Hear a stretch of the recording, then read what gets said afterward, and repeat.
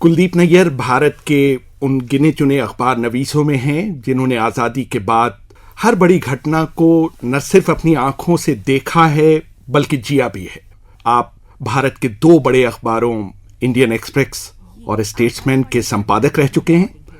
10 से अधिक किताबें आपकी प्रकाशित हुई हैं, कई बहुत चर्चित हुई हैं, the judgement, distant neighbours, between the lines, इस तरह की किताबें, और बहुत ही मशहूर मानवाधिकारों के लिए काम करने वाले, सांसद रहे हैं, राज्यसभा के मनोनीत सदस्य रहे हैं और इस समय हमारे साथ में मौजूद हैं। शुरुआत करते हैं सियालकोट से, जहां आपका जन्म हुआ। सियालकोट बारे खुदा किसका ज़ुबां पे नाम आया। एक दफ़ा जब सियालकोट का नाम लेता हूँ तो न सिर्फ शहर याद आता है बल्कि उसके साथ यादें, वहाँ इतने बरस रहा अपनी फैमिली के साथ। तो ये शहर एक छोटा सा शहर था। हमारे वक्त में उसकी आबादी बहुत कम थी।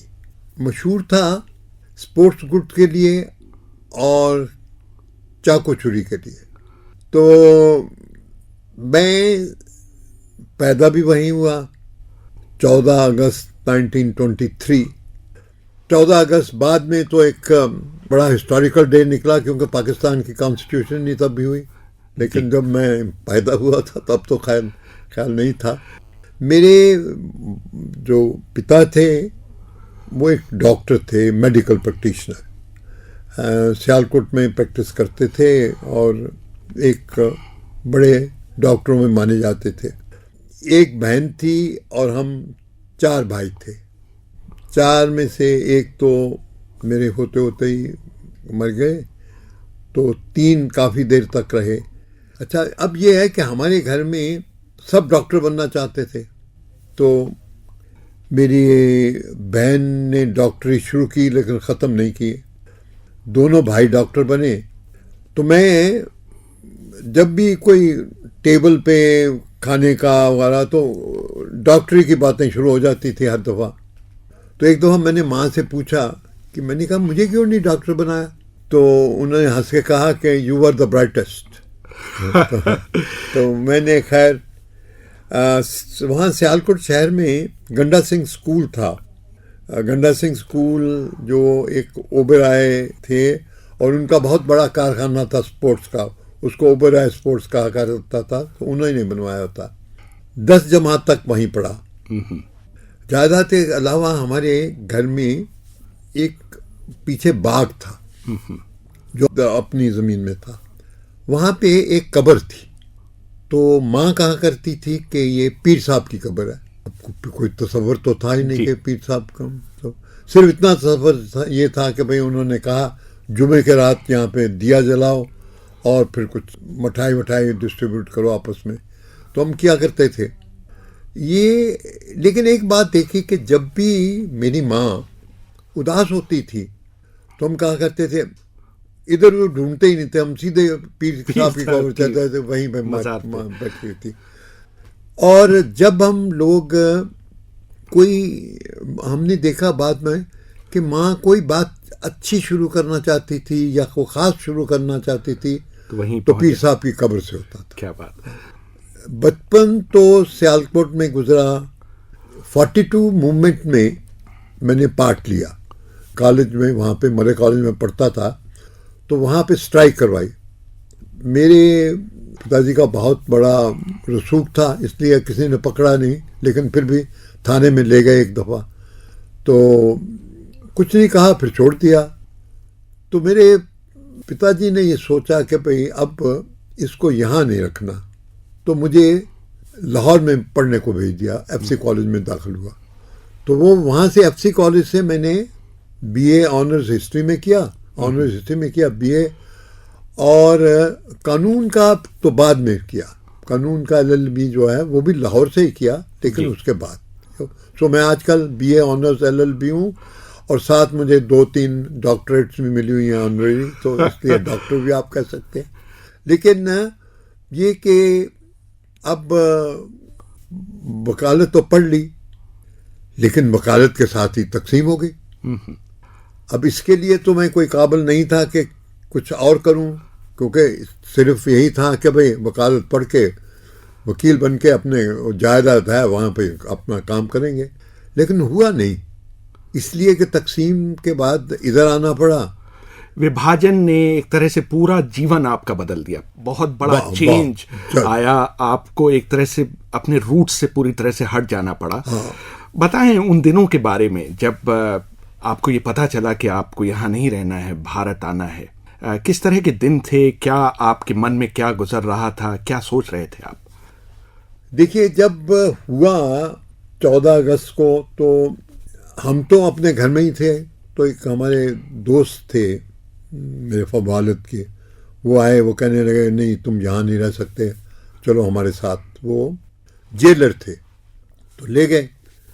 तो ये उस वक़्त देखा हमने शहर को जलते हुए, तो जो स्काई लाइन थी उसको देख रहे थे कि सुर्ख थी, और मुझे याद है कि मैं आग वाग देख रहा था, तो आहिस्ते से मेरी माँ मेरे पास आई और मुझे शाने से टपक के कहने लगी, ये सारी बिजली है, आज तुम्हारा जन्मदिन है, 14 अगस्त था। तो मैंने कहा, ये मुझे याद रहता है हमेशा। तो अब हमारा कोई इरादा नहीं था इस तरफ आने का। हमने सोचा कि जिस तरह उधर मुसलमान रहेंगे इधर हिंदू रहेंगे, लेकिन ये पॉसिबल नहीं हुआ, क्योंकि वो एक किस्म का एथनिक क्लींसिंग सा हुआ कि सबको जाना पड़ा। तो हम लोग अभी बारी बारी आए, ये तो है कह नहीं थे, लेकिन जाने से पेशतर मुझे याद है कि हम घर से 14 अगस्त को निकले, ये बात होगी 12 सितंबर की, एक महीना तकरीबन के बाद। ऐसे ही था कि अब अपने अपने घरों में चले जाएंगे, ये अंदाज़ा ही नहीं था कि सारे देश में क्या हुआ। जी, रेडियो में ऐसी बातें आती थी, पैगाम के भाई ये कौन आदमी है, ये किधर गया, आपस में वो आप कांटेक्ट करो, और कोई ख़ास बात होती नहीं थी। और जो थी भी वो उस वक़्त पाकिस्तान की थी, हमें पता ही नहीं था हिंदुस्तान में क्या हो रहा है। तो ये 2 दिन पहले, मतलब 14 सितंबर से पहले 2 दिन की बात कर रहा हूँ, तो एक कर्नल साहब आए। कर्नल साहब का तबादला हिंदुस्तान में हो गया था, तो उन्होंने कहा, डॉक्टर साहब मैं तो जा रहा हूँ, बहुत आपने मेरे बच्चों की खिदमत की, तो बताइए मैं कुछ कर सकता हूँ आपके लिए। तो उन्होंने कहा हाँ, ये मेरे बच्चों को ले जाओ। 3 भाई थे। कहता जी तीनों का तो बहुत मुश्किल है, लेकिन हाँ एक का गुंजाइश कर सकता हूँ, लेकिन समान नहीं। तो ठीक है, अब हम में ये सरार के कौन जाए, वो जाए वो जाए, पर खैर एक कोई लॉटरी सी निकाली, पता नहीं कैसे हुआ, पर मैं आ गया उसमें, विनर था। और मुझको, और आप आना नहीं चाहते थे, आप रुकना चाहते? हम सब चाहते थे कि वहीं रहें। अब फिर ये फैसला किया कि थोड़ी देर के लिए हिंदुस्तान हो आए, तब तक ये सारा सेटल हो जाएगा, फिर वापस आ जाएंगे। ये, और मैं इसलिए आपको 12 सितंबर की बात बता रहा था कि हम घर वापस गए, मैं और मेरी माँ। तांगा लिया, कंटोनमेंट से हम रहते थे जहाँ रेफ्यूज लिया था, तो वहाँ से शहर या घर कोई 10 किलोमीटर होगा। हम अपने तांगे पे आराम से आ रहे थे, कोई पता ही नहीं, कोई खतरा ही नहीं, कोई कुछ नहीं। तांगे वाले ने घर पे, और हमने, तो माँ ने जल्दी जल्दी में उस वक़्त शातूश शाल ले लिया था, तो कहने लगी देखो ये तो सब बेटा वहाँ ख़राब हो जाएगा। तो शातूश शाल का रखा अंदर, और वो एक कुल्लू का शाल ले लिया, जहाँ छोड़ देंगे। मुझे बहुत शौक़ था ये किताबों का, और मेरी लाइब्रेरी थी, तो मेरे पास थी ले मिज़रेबल, हाँ, वो किताब जीन क्रिस्टोफर की थी, तो वो वहीं छोड़ाया, और फिर उसके बाद कोई ऐसी किताब ले आया। लेकिन ये अंदाज़ा नहीं, जब माँ ने ताला लगाया तो माँ कहने लगी बेटा देखो कि ताला चोरों के लिए होता है, जो लूटने वाले होंगे उनको तो क्या फ़र्क पड़ता है। तो वही हुआ, बाद में मकान लूटा गया। खैर, अब मैं जीप में चला। अब मैं आपको देखिए कि मेरे पास जीप में वो कर्नल साहब, कर्नल उनका साहब परिवार, का, उनका परिवार था, और आप अकेले एक अकेले, छोटा सा बैग लिए हुए, और वो पीछे जीप के पीछे बैठा, वहाँ पे सामान था उनका, उसके ऊपर बैठ गया। उनका एक अर्दली था और एक गनमैन था। तो खुद वो तो और उनके मियाँ, बच्चे तो उनके पहले आ चुके थे, वो आ गए थे। तो लेकिन हाँ, जो मैं बयान करना चाहता था आपको कि आज तक मैं नहीं भूला कि जैसे तीनों भाइयों को, माँ बाप को वहाँ छोड़ के आना था। तो अगर वैन गो कहते हैं कि भाई मैं अपना सब चीज़ें कर सका हूँ, सनसेट को नहीं पेंट कर सका, इसलिए मैं कह सकता हूँ कि सब चीज़ों को शायद मैं लफ्ज़ों में उतार सकता हूँ, लेकिन वो नज़ारा नहीं कि तीनों भाई खड़े हैं, हंस भी रहे हैं, रो भी रहे हैं। माँ बाप, माँ तो रो रही थी, बाप उदास थे, क्योंकि अब पता नहीं कब मिलें या ना मिलें। ये भी तो वो हमने फैसला किया कि भाई दिल्ली में एक महीना फिक्स किया कि वहाँ मिलेंगे। तो खैर ऐसा हुआ कि मिले भी। तो फिर अब पहले तो कुछ नहीं, समड़ेवाल तक, सियालकोट से समड़ेवाल तक उसके बाद जर्नैली सड़क होती है शुरू। अब वहाँ पहुँचा तो सारी ह्यूमैनिटी वहीं थी, क्योंकि अम्बा लोगों का समुंदर था। लाशें पड़ी हुई थी, सामान बिखरा पड़ा था, सब था। और एक बहुत, हम लोग जो थे हिंदू सिख पाकिस्तान की तरफ जा रहे थे, और थोड़ी सी तादाद में मुसलमान जो पाकिस्तान से, हिंदुस्तान से आ रहे थे, वो अब इधर आ गए हुए थे। तो ये आपने कहा कि मंजर कैसा था। एक तो ये कि बड़ी पहली दफ़ा ये एहसास हुआ कि अब पीछे जाने का मतलब ही कोई नहीं, ख़त्म हो गई बात। दूसरा एहसास हुआ कि अब करूँगा क्या, अब तो ओवरनाइट पेनीलेस हो गया। तीसरा एहसास ये हुआ कि ये लोग जो आपस में इधर उधर मार रहे हैं, काट रहे हैं, तो ये बात ख़त्म कहाँ होगी। खैर इसी कश्मकश में वो मुझे याद है कि हम जब एक जगह जीप रोक ली, तो ये सरदार साहब थे, काफ़ी ज़ईफ़ थे। तो मेरे पास आए, कहने लगे कि ये हमारे 41 बच्चों जो हमारे इस फैमिली है, हम जेलम के हैं, सब कट गए, ये एक बच्चा मेरा पोता बचा है, कि आप उधर ले जाओ। कितना बड़ा बच्चा? ओ कोई होगा, मेरे ख्याल है ज़्यादा से ज़्यादा 6-8 महीने का होगा। 8 महीने का बच्चा? हाँ, और आपको? हाँ, तो मैंने कहा मैं कहाँ ले जाऊँ, मैं तो खुद अभी तालिब इल्म हूँ, पढ़ूँगा कैसे, पढ़ाऊँगा क्या, तो कहाँ से लेंगे। नहीं नहीं मैं ले लूँगा। वो उसका ये था कि मैं तो शायद नहीं बचूँगा, मेरी जो आगे नस्ल है वो तो बचे। मैंने बहुत अफसोस लगा, अभी तक कभी भूलता नहीं उस बात को, लेकिन अफसोस है। तो इसी तरह लोग कह रहे हैं हमें ले चलो, कहाँ ले चलो, एक ही तो जीप थी, कहाँ। खैर ये जो कर्नल साहब थे, उन्होंने लाहौर के बाहर छोड़ दिया। अब लाहौर के बाद छोड़ने का मतलब ये हुआ कि अब पैदल चलो अपने पे। तो एक छोटा सा काफिला हम, और वहाँ से भारतीय सीमा करीब 25-30 किलोमीटर दूर लाहौर से? नहीं, कम ही होगी, 15 किलोमीटर के करीब मेरा ख्याल है। अच्छा, सीमा भी क्या थी, एक ड्रम थे वहाँ खड़े हुए और उसमें रस्सी लगाई हुई थी, और वो सीमा हो गई। लेकिन वो जो नज़ारा मैंने देखा कि छोटा सा काफिला उधर से आ रहा है, एक छोटा सा काफिला हमारा इधर से जा रहा है, एकदम वो भी खड़े हो गए, हम भी खड़े हो गए। वो भी नहीं बोले, हम भी कुछ नहीं बोले देर तक। ज़रूर कोई बच्चे थे साथ, कोई बैग था साथ, कोई सर पे गठरी थी, लेकिन एक दूसरे को बहुत देर से तकते रहे, देखते रहे। और ये एक बड़ा अजीब सा एहसास रिश्ते का हुआ, और रिश्ता वो दर्द का रिश्ता, कि वो भी खो के आए, सब कुछ खो के आए, हम भी, उनके भी अहबाब, घर वाले पता नहीं कहाँ, और हमारे भी।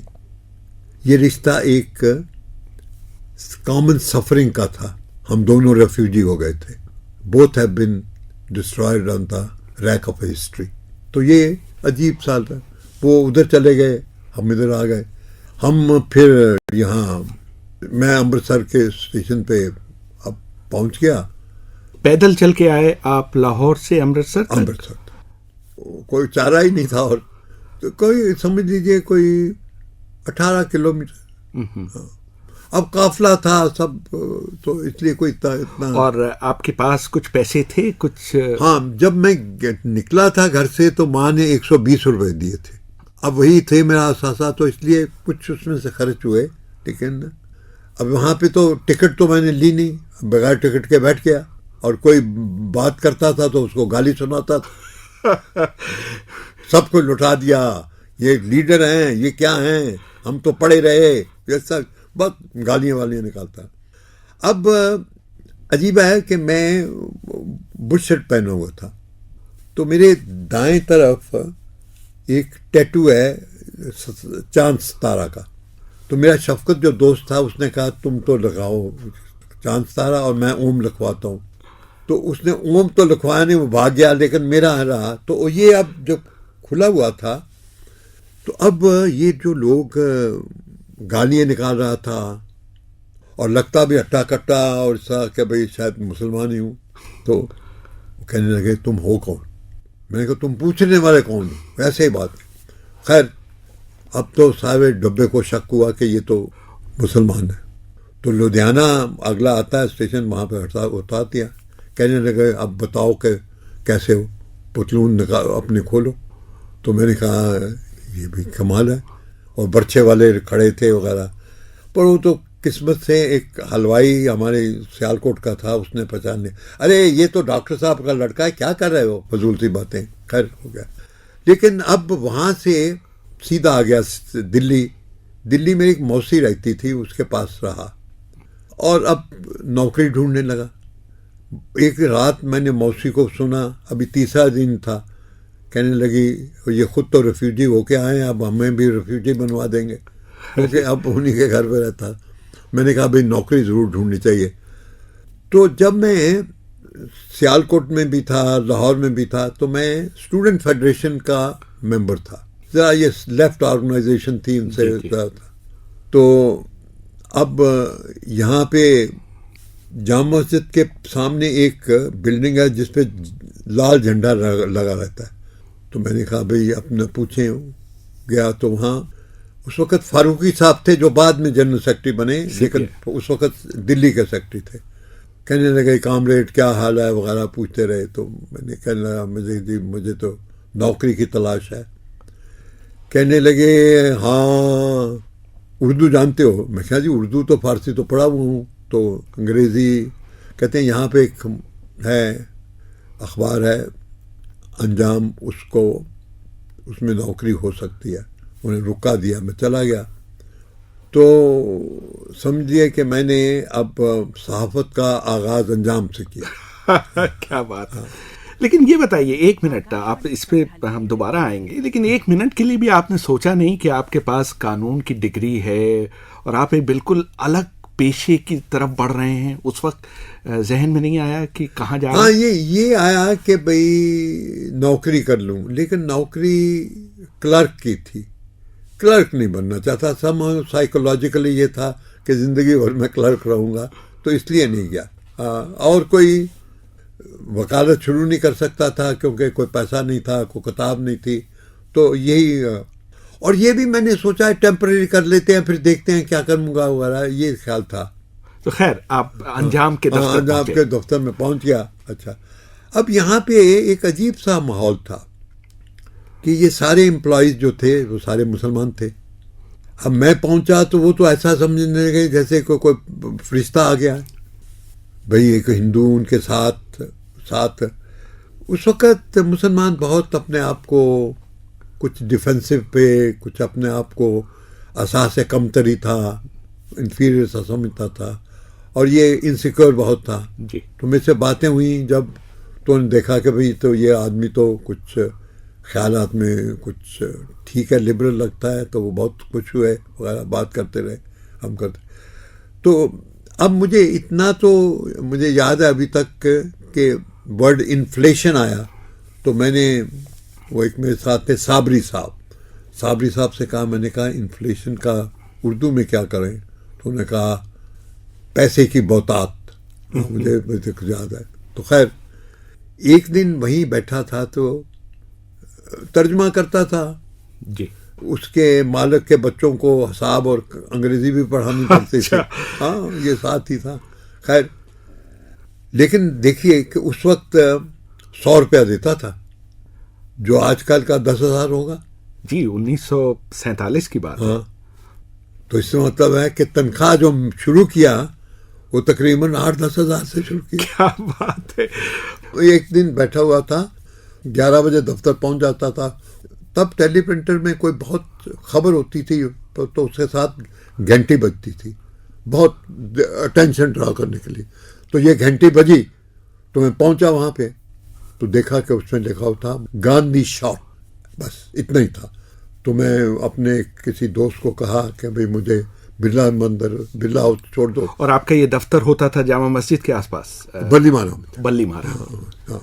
तो आप बल्लीमारा से मोटरसाइकिल, हाँ, जो इस समय 30 जनवरी मार्ग है, तब ये बिरला हाउस था, कोई सिक्योरिटी वगैरह थी नहीं। पहुंच गया।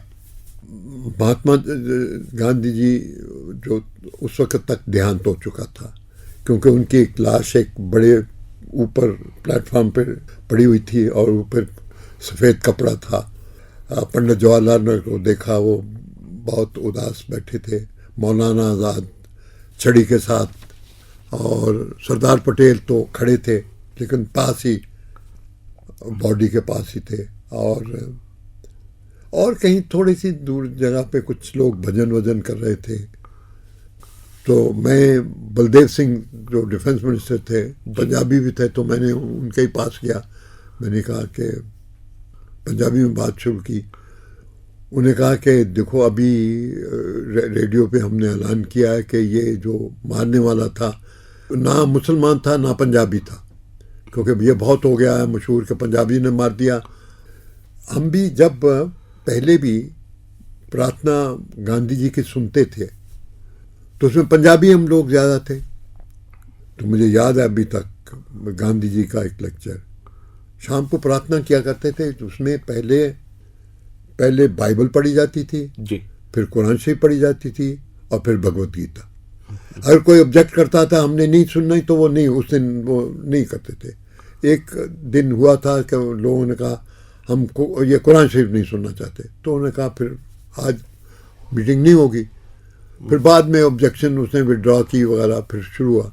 लेकिन जिस शाम का अभी तक मुझे याद है, गांधी जी ने कहा कि मुझे पता है कि तुम शरणार्थी बहुत दुख में हो, तुम लोग वहाँ से उस तरह से आए, लुट के आए, अपने रिश्तेदार भी नहीं हैं, कहीं बहुत कम है, लेकिन याद रखो कि ये जो देश हमने उसारना है, जो बनाना है, उसमें फतूर या धर्म की कोई बात नहीं हुई। उन्होंने अपनी आंख से ये ऐनक उतारी और कहने लगे हिंदू और मुसलमान मेरे दो आंखें हैं।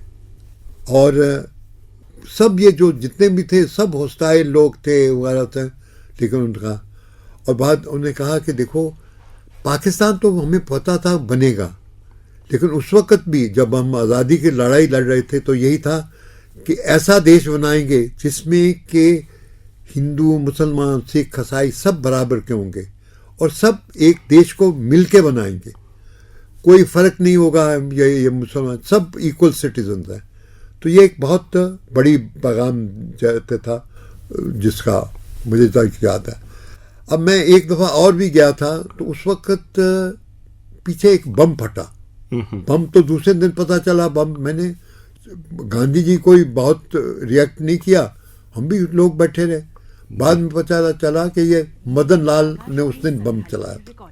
खैर, तो जिस दिन अब उनको गोली मारी गई तो उस वक्त ये लोग थोड़े से बिखरे पड़े, मतलब, और बलदेव सिंह ने उनको कहा कि हाँ ये कोई पंजाबी नहीं था और वो कोई वहाँ का मुसलमान भी नहीं था। अब उस वक्त पंडित जवाहरलाल नेहरू एक दीवार पे चढ़ गए और उन्होंने बोला कि बापू इज़ नो मोर, क्योंकि इस वक्त अब लोग काफ़ी इकट्ठे हो गए थे और एक रोशनी हमारे दरम्यान से चली गई।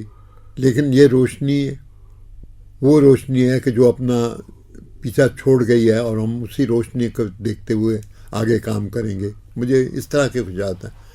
मैं वहाँ से उठा तो मैं वो प्रार्थना जगह पे गया जहाँ पे प्रार्थना हुआ करती थी। अजीब सा मंजर था, चुपचाप था, कोई आदमी भी नहीं था, मैं ही था वहाँ पे। लोग तो सब इधर थे ना जहाँ ये प्रार्थना सभा पीछे थी, बहुत पीछे प्लेटफॉर्म था। ऐसे लगा जैसे कि एक हिस्ट्री फूट रही है देश में, क्या होगा, बड़ा इनसिक्योर फील किया।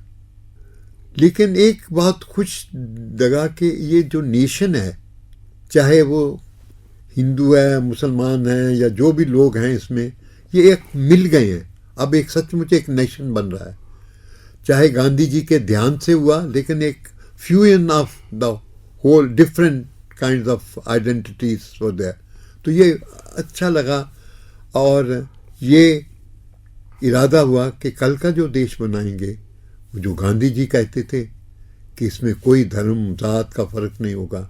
ये गांधी जी एक और बात भी कहते थे कि पॉलिटिकल आज़ादी तो मिल गई, अब इकोनॉमिक आज़ादी के लिए तुम्हें उतना ही लड़ना है जितना इस आज़ादी के लिए लड़े।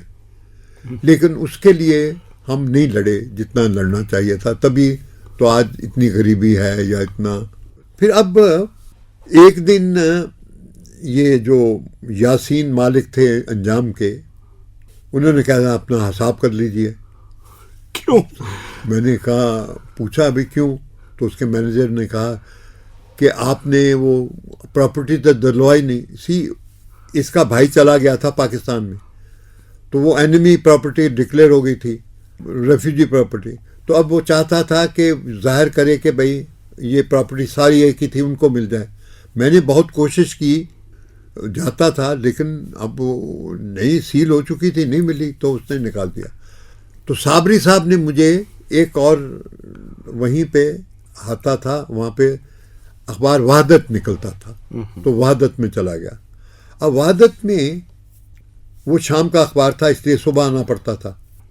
तो एक आदमी खूब खांसता रहता था। मैंने किसी से पूछा, यार ये खांसने वाला कौन आदमी है? अरे तुम नहीं जानते, ये तो हसन मोहानी है। तो मैंने कहा वही जो बहुत बड़े शायर हैं। कहते हैं हाँ। तो मैं गया पास, तो मैंने कहा नहीं आती तो याद उनकी महीनों तक नहीं आती, मगर जब याद आते हैं तो अक्सर याद आते हैं। तो फिर उन्होंने अपना और भी सुनाई, तो उनको काफ़ी शफकत सी की। उनको ये हो गया कि ये उधर से आया, तो उनको बहुत अच्छा सा लगा। तो मैंने एक दिन उनको कहा कि मैं भी अपना कुछ लिखता था, उसके मैं आपको शेर सुनाता हूँ। शायद उनको पसंद तो नहीं आए थे, पर खैर मैं आपको बताता हूँ अभी। खैर, तो मैंने असद मोहानी साहब को कहा, मैंने कहा जी ये मेरी ब्याज है, ज़रा इसे करेक्ट भी कर दीजिए। देख के कहने लगे, बेटा 2 नसीहतें करता हूँ। एक तो ये कि ये शेर तुम कहना छोड़ दो, ये तो तुकबाजी है, कोई शेर थोड़े हैं। तो उसके बाद शेर कभी नहीं कहा, लेकिन जो कहे मैं आपको बताता हूँ। बिल्कुल जरूर सर। वो शेर थे, तुझे देखकर अबादत को भूला, जो देखा तुझे तो अबादत भी कर ली, खुदाया अब तो बुला लो कुर्ब में, गुनाहों से मैंने तो तौबा भी कर ली। तो उनको पसंद नहीं आया, पता नहीं, वो कहते हैं कि ठीक है कुछ नहीं खास। लेकिन अब इन्होंने एक और, मैंने कहा तो आपने कहा 2, हाँ। कहने दूसरी नसीहत है कि ये उर्दू जर्नलिज्म छोड़ दो, उर्दू का कोई फ्यूचर नहीं है इस कंट्री में, तो अंग्रेज़ी की तरफ चले जाओ। अब अंग्रेज़ी की वजह से मैंने कहा अमेरिका की डिग्री लेते हैं, तो तब वो अमेरिका में डिग्री लेने गया। तब ये वीज़ा मिल जाता था, पासपोर्ट तो खैर अपना ही था कोई, तो वहाँ चला गया, लेकिन अपने पास पैसा कोई नहीं था। तो उस वक्त तक मेरी शादी हो चुकी थी। भारतीय आपके जीवन में? भारतीय नहीं है। और मेरे ससुर थे भीमसेन सच्चर, हाँ, जो बाद उस वक्त चीफ मिनिस्टर थे, बाद में कई राज्यों के राज्यपाल रहे। हाँ। तो वो अब किसी के पास कोई पैसा तो नहीं था, वो कहने लगे पैसे का क्या करोगे? मैं कहा वहाँ कमा लूँगा। कमा लेता था, वहीं काम करता था, वहीं कमा लेता था, लेकिन मुश्किल बहुत था। मुझे याद है कम से कम 2 दिन तो ऐसे आए कि जब को कुछ खाने को नहीं था और सिर्फ वही डबल रोटी ली और पानी से गुजारा कर लिया। तो लेकिन ये था कि ऐसे हॉस्टल थे कि जहाँ पे काम करो, बर्तन बांधो तो उस वक़्त का खाना दे देते थे। तो ऐसे करके MSc जर्नलिज्म ले आया। क्या बात है, फिर आप पूरी बाकायदा डिग्री लेकर कोशिश की पहले कि मैं पढ़ाया करूं, मतलब कि अभी अखबार में नहीं तो हिस्लप कॉलेज हुआ करता था नागपुर, वहाँ पहुँचा तो उन्होंने नौकरी तो पेश की, लेकिन मैंने कहा ये सारी उम्र फिर ये नौकरी, चलो अखबार में चलते हैं। तो आप पहले प्रेस इंफॉर्मेशन ब्यूरो में आए? हाँ, इंफॉर्मेशन तो तब उन दिनों में UPSC का एग्जाम हो रहा था कोई, तो मैं उसमें चुना गया एक इंफॉर्मेशन ऑफिसर। तो इंफॉर्मेशन ऑफिसर जब बना तो उन्होंने मुझे लगा दिया। पहले तो उन्होंने जालंधर में भेजा, जालंधर में, और जालंधर में तो वहाँ सिखों का पॉलिटिक्स बहुत था। तो मैंने कोशिश की, जो भी थोड़ा बहुत, हमारा कोई रोल इतना तो होता नहीं, लेकिन फिर भी अखबार वाले सब जानते थे खैर कि किसी तरह ये जो पंजाबी सूबा का है एजिटेशन, इसका कुछ हल निकले। और मैं हर हफ्ते एक भेजा करता था रिपोर्ट, जो बाद में मुझे पता चला कि पंच जी पढ़ते थे। तो फिर इंफॉर्मेशन ऑफिसर से पंच जी ने कहा कि उसे बुलाओ, तो फिर मैं पंच जी के साथ लगा। खैर, तो पंच जी ने स्टेट्स रीऑर्गेनाइजेशन का तो कर लिया, लेकिन एक और जो बात थी उस वक़्त वो थी Hindi commission, language commission. Language commission Kher की रिपोर्ट आ चुकी थी और उसमें उन्होंने कहा था कि स्विच ओवर का डेट बताइए कि कब अंग्रेजी से हिंदी होगी। तो बड़ा मुश्किल था। पंच जी ने कोशिश की कि भाई किसी तरह ये चीज़ें बाहर ना जाएं, क्योंकि सारे हिंदुस्तान में अखबारों ने भी शुरू कर दी यही बहस। तो मुझे कहने लगे कि देखो, अगर ये बहस बाहर आती रही तो फिर तो ये काम होएगा ही नहीं, तो क्या करें।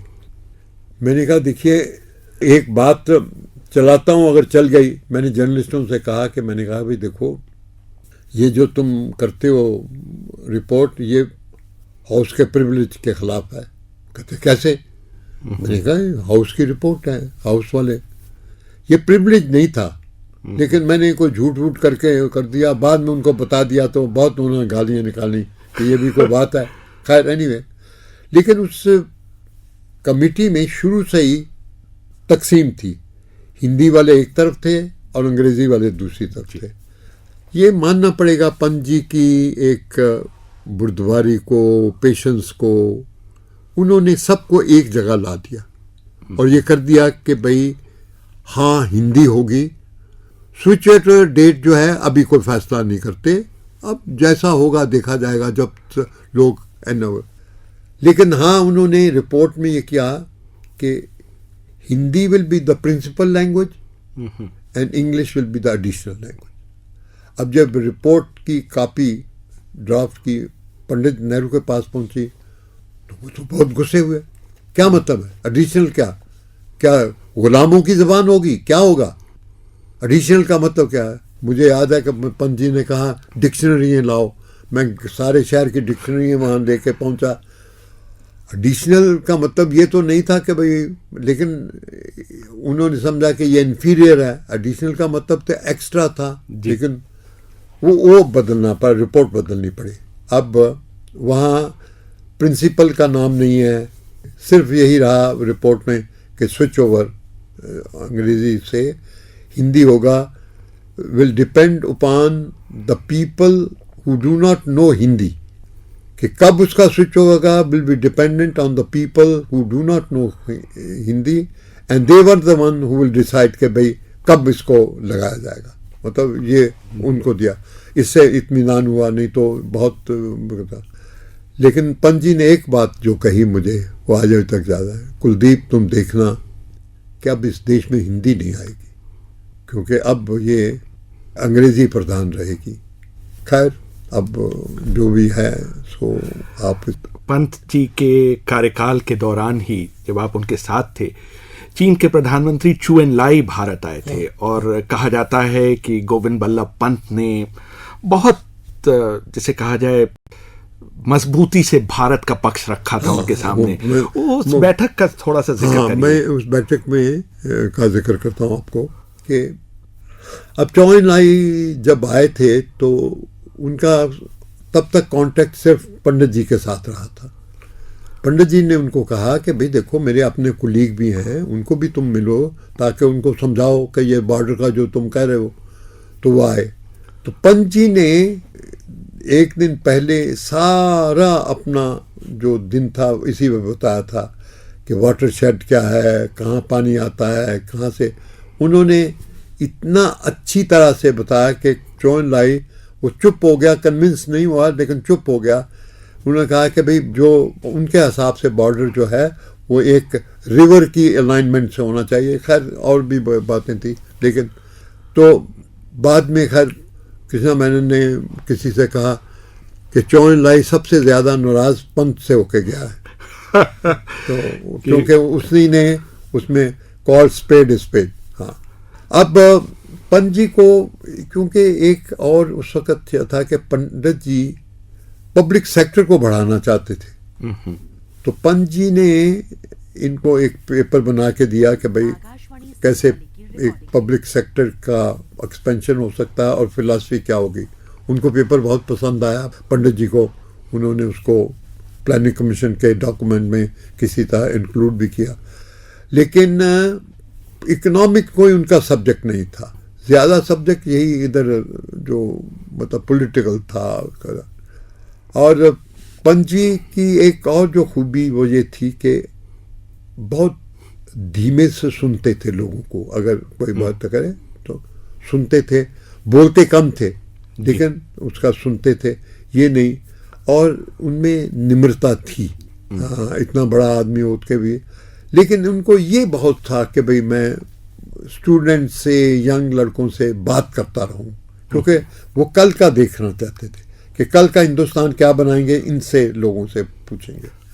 पंत जी के साथ मैं 2-2.5 साल रहा, तो फिर पंत जी का जब देहांत हो गया तो अब शास्त्री जी जब बनाए गए, लाल बहादुर शास्त्री अगले गृह मंत्री बने और उन्होंने उनके पूरे सारे स्टाफ को बदल दिया, सिर्फ 2 लोगों को, एक ड्राइवर और एक तो अब मैं शास्त्री जी के पास आ गया।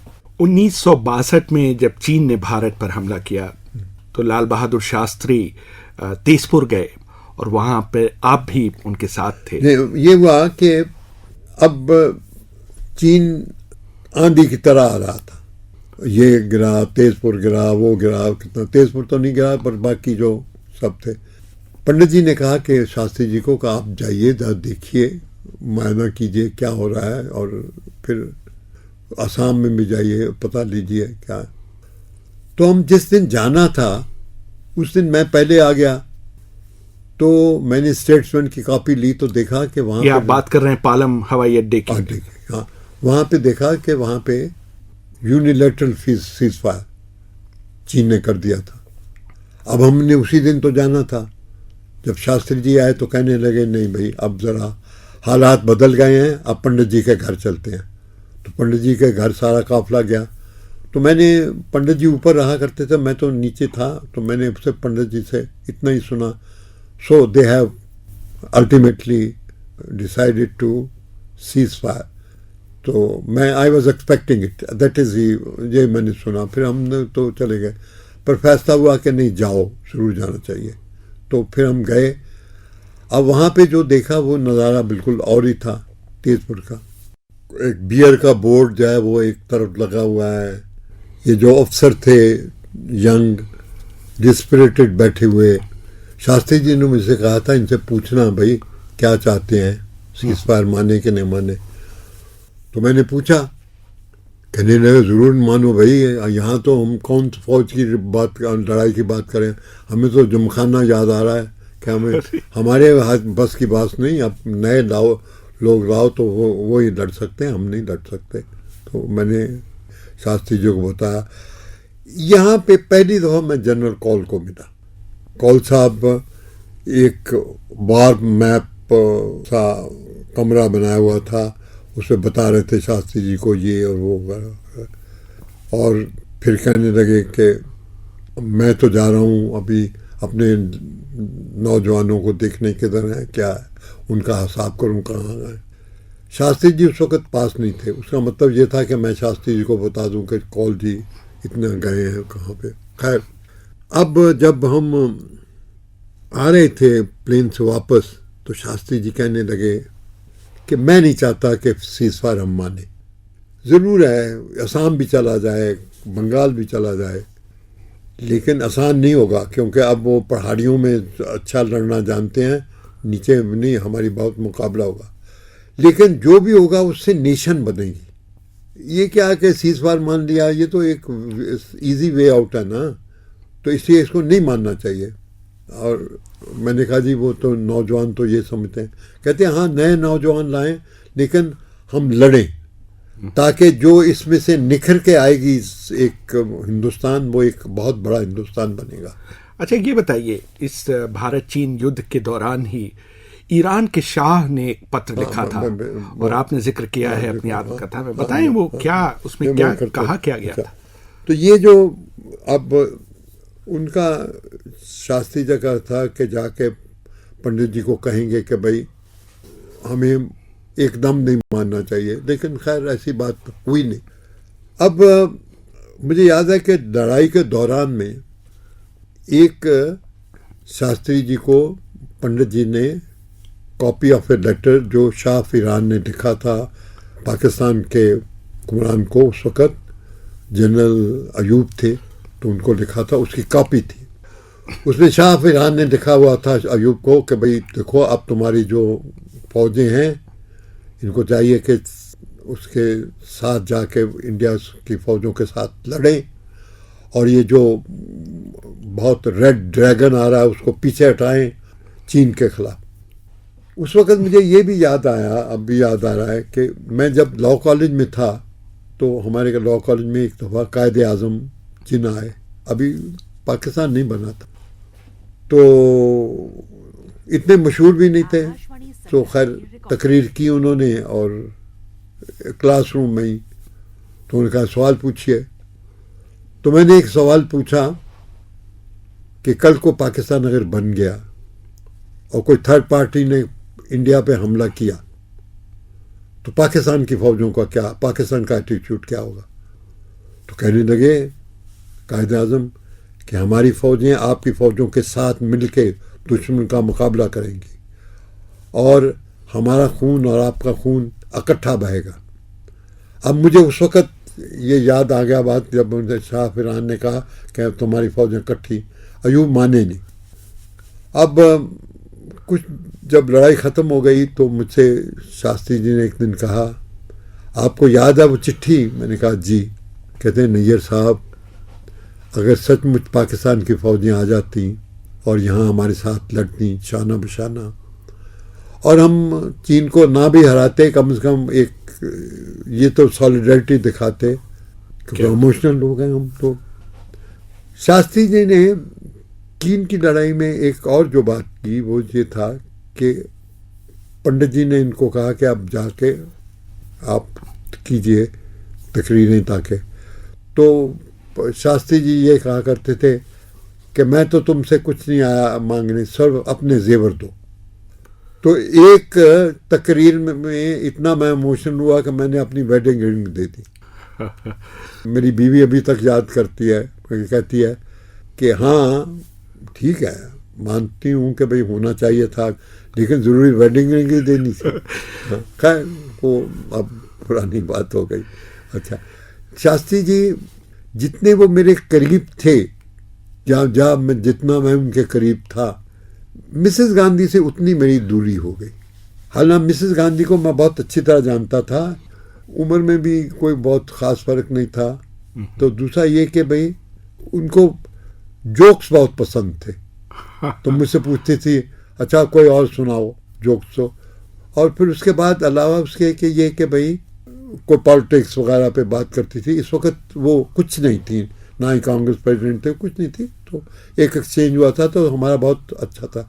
लेकिन बात इससे शुरू होती है, मेरा ख्याल है कि शास्त्री जी को मैंने एक दफ़ा पूछा, मैंने कहा शास्त्री जी कि अब पंडित जी को तब तक भुवनेश्वर में उनको अटैक हो चुका, मैंने कहा ये तो कुछ दिनों की बात है, अब तो आप आएंगे। कभी उन्होंने कहा, कहने लगे नैयर साहब उनके दिमाग में तो उनकी स्पुत्री है। मैंने कहा कैसे, कभी बताया? कहते नहीं पता है मुझे, बातों बातों में पता है, इंदिरा जी करते हैं, लेकिन इंदिरा जी को बनाना मुश्किल होगा उनके लिए, क्योंकि पंडित जी के बाद मैं मुरारजी भाई को हरा सकता हूँ, इंदिरा जी नहीं हरा सकती। खैर वो एक तो ये बात थी उनको कि शास्त्री का बहुत है। दूसरा, जब ये हुआ कि भाई क्रॉस किया वो सीज फायर को, तो कहने लगे कि मैंने इंदिरा जी से पूछा कि आपके पिता वो जिंदा होते तो वो क्या करते? वो भी यही करते। मैंने कहा नहीं, मुझे लगता है कि वो इतना नहीं करते, वो बहुत ज़्यादा पर्टिकुलर थे इन चीज़ों के कि भाई डिप्लोमेटिक और क्या। तो लेकिन फिर बाद में जब सक्सेशन शुरू हुई जी, तो फिर मिसेस गांधी के पास मैं ही पैगाम लेके गया था। तो मैंने कहा कि भाई आपके पिता तो नहीं करते। मेरे से एक दफ़ा बहस भी हो गई थी इस बात पे, कहते क्यों नहीं करते?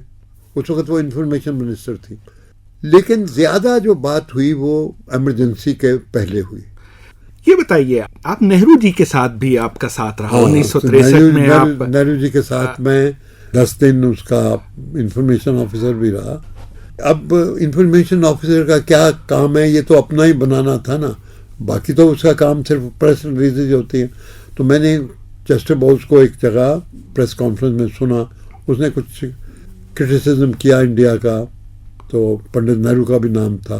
तो मैं दिनों में पंडित नेहरू के साथ काम कर रहा, तो मैं गया और एकदम जाके ऊपर, उस वक्त सिक्योरिटी इतनी कहाँ थी, तो गया तो मैंने पंडित जी को कहा कि Chester Bowles was saying this, क्योंकि Nehru was my is hero, is still hero my.